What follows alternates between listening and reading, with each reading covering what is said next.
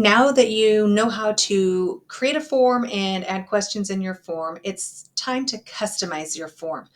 So once you've got your questions and everything done, or you could do this at the beginning, it doesn't really matter, you're going to start using these icons up here at the top of your form. The first one is to customize your theme.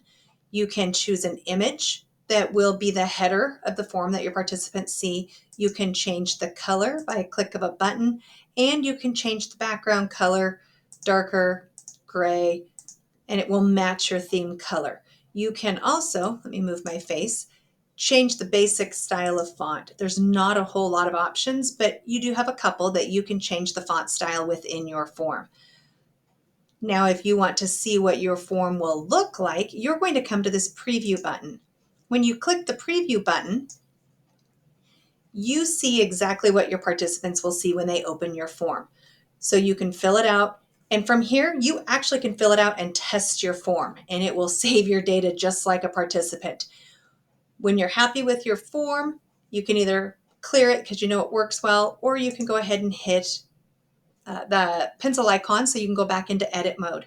This will take you back into your form where you can fix it, fancy it, do whatever you need to it to make it look exactly how you want.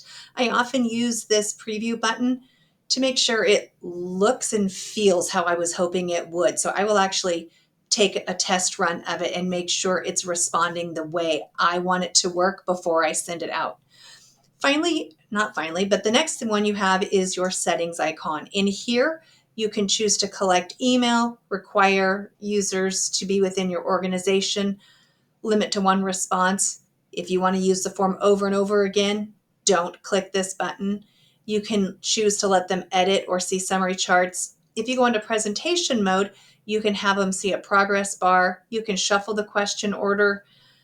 You can show a link to submit another response. And then you can also have a confirmation message. So this is default. Your response has been recorded, but you could put a message in here that says, hey, thanks for being here today. We really appreciate your feedback, and send it on. And this latest one down here is restrictions. Autosave is brand new for forms, so participants can choose to save their progress in a form, especially if you have a really long one, and then come back and finish it.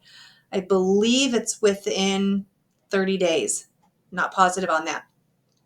If you click this disable autosave, they can't save their progress in the form and they have to fill it all out in one setting.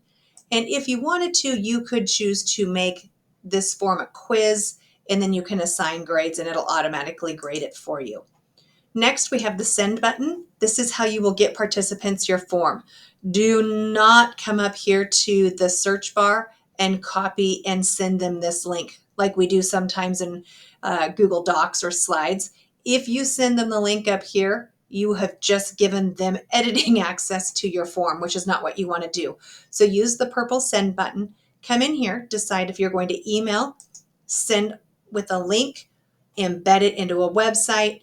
You can shorten the URL, you can copy it, and then paste it wherever you want. If you choose to email, you can put right in here who the emails are going to. You can give them another message, and then you can even add right into the email the form itself so they see it and fill it out within your email message. The last piece of customization comes over here on these more buttons.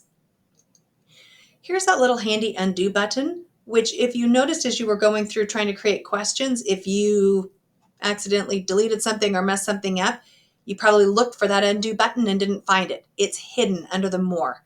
You can make a copy of this form. So if you made a template and you wanted to make a copy and give it to somebody else, you could do that. You could delete it. You can print it so you can see what it looks like. Here's where you can add collaborators. This would be where you would add people that you also want to be working and editing your form with you. So it allows for more than one person to have access to the actual form itself and create questions. All right, the next video, I will show you how to go in and get responses and look at the data that you have collected.